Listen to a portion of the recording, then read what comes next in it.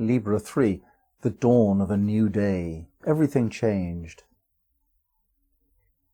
Each day differs from the previous day, always. No 2 days are exactly the same. Even if you have a very predictable routine, and it seems like you're just living out the same routine again and again and again, that's an illusion. It's not like that. Everything is new. Every moment is new. And we're looking in this particular wisdom of Libra 3, what that means. What does it mean that everything is new? And we're approaching that question with an attitude of being. We are who we are as an attitude of being. We're a facet of unity, a face of God, and there is no one else the same. And so how we see things, and most particularly in this particular degree, how we respond to things, what we do in order to legitimately, authentically live the matter at hand, the new situation at hand. How we do that is our life journey, and it is also the creative process we go through in order to find out who we are and to express who we are. Now that's all important to us, who we are. We treasure that. It's a very precious thing, our personal identity. And we want it to be as pure as we can get it. We want to perfect that. And on the one hand, we could ask the question, well, how could you be anybody else? You are who you are, and that's the end of the question. But it's a more subtle way to look at this, that we're strongly influenced by others. We actually take on the behaviors and opinions and emotional responses also, which we have learned in our previous days and experiences. Our parents, of course, program us very strongly, and then we get programmed by the system and influenced strongly by our friends and so on.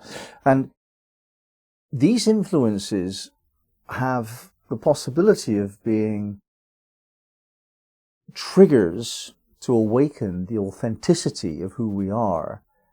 They're simply that, they awaken us into our true being, or intrusive forces preventing us from being authentic. They can be both of those, the influences that we get in life.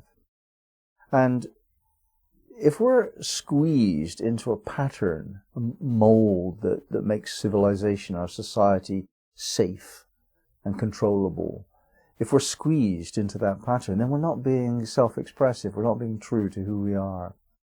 So the first thing that we really want to do is to be fully ourselves, and not just true in part, but fully expressive. And that requires the newness that each day brings. Each opportunity comes along for us to respond to it. And that response comes either from our conditioned attitudes of fitting in, or from a deeper place which aligns with the soul. Most of us have a real appetite for life experiences. We are adventurous, most of us actually. And what adventure means is trial and error. And we're tempted to think that that's only possible when you get on an aeroplane to have an adventure or something like that. But it's better to see the adventure of life as having a mundane quality too.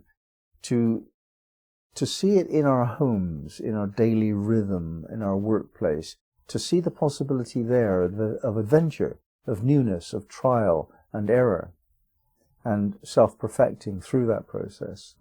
So we could try new foods, we could read new books, we could meet new people, we could go to clubs that we haven't been to before, and we can just try out all of what's going on locally. And until we do that, we are not fully expressing our potentials. There is an infinite range of possibility for us to experience life. There's no limit anywhere, none at all. And therefore there's no limit on the expression of our personality. We can't stop changing, and we can't stop growing, actually. And that growth is in terms of depth, and in terms of breadth, and in terms of personal excellence, and so on.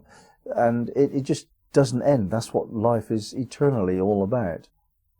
We seek to respond to these many, many choices in every day as best we can. We try to give a new, innovative approach, an imaginative, creative response to situations, so that we connect with the creative part of who we are.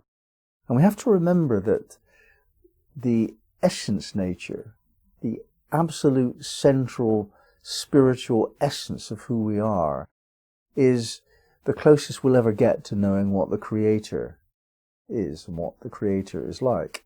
Call it God, but I prefer in this moment to call it the Creator, because it seems obvious, therefore, that when we're being creative, we ourselves become like the Creator. We actually become part of the creative force, the creative outreach of the Creator.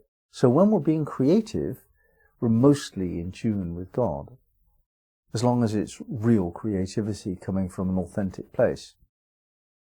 So what we're trying to do then is to understand how best to respond to all the changing circumstances in life creatively. And what does that mean? Well, it means inspired, it means beautiful, it means unique, it means poetic rather than prosaic. It's not that we're making a statement to achieve a goal. It's just, this is how we feel right now. What if we try that? You know, this adventurous sense of, it's almost like being naughty, actually, audacious, just trying something that has not been tried before, for the crack, as they say in Ireland, just for the hell of it. And life, if lived like that, is a great joy. And the wonder, the real mystery, is that when we can relax into that way of just being who we are, we become significantly influential in our circle. And we become much more authentic in finding out who we are. And that deepens our sense of connectedness. And then we can tune in to the power and the beauty and the divine inspiration that's all around, if anybody wants to plug into it. So the secret is in being innovative and to trying out new things and to be confident that it's worth it, just for fun.